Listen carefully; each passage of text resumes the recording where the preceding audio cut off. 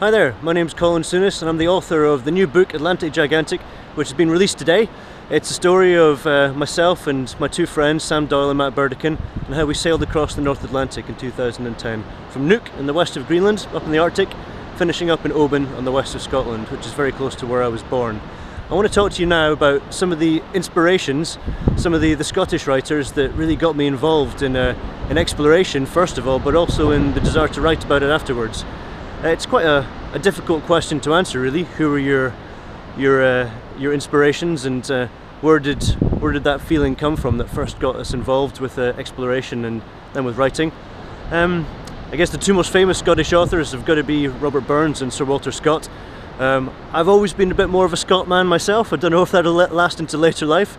These things come and they go, but as a young man, as a teenager in my 20s, I loved the books of Walter Scott.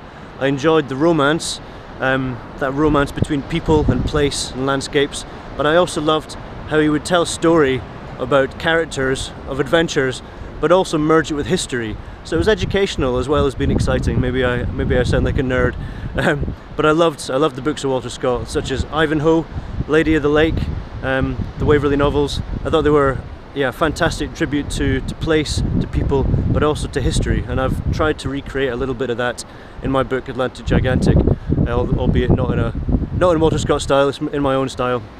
But I do enjoy that merging of romance, adventure and history, of fact as well. Maybe not an author, but another Scotsman who got me interested in adventure in remote places was my great-grandfather, who of course I never met, but he was a whaler. He worked at Leith, Edinburgh, and he whaled in the Arctic and in the Antarctic.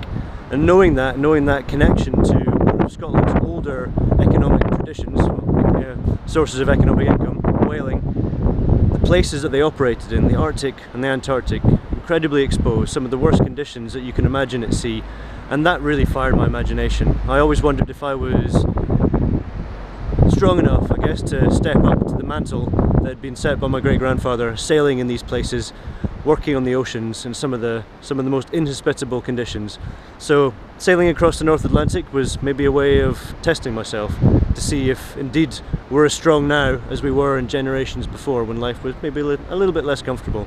So I've tried to do the place justice, the Atlantic justice. I guess Sam, Matt and myself tried to do ourselves justice during the adventure, and I've tried to share as much of that as possible in the book. So I hope you'll feel inspired enough to pick up the book. It's called Atlantic Gigantic, released today.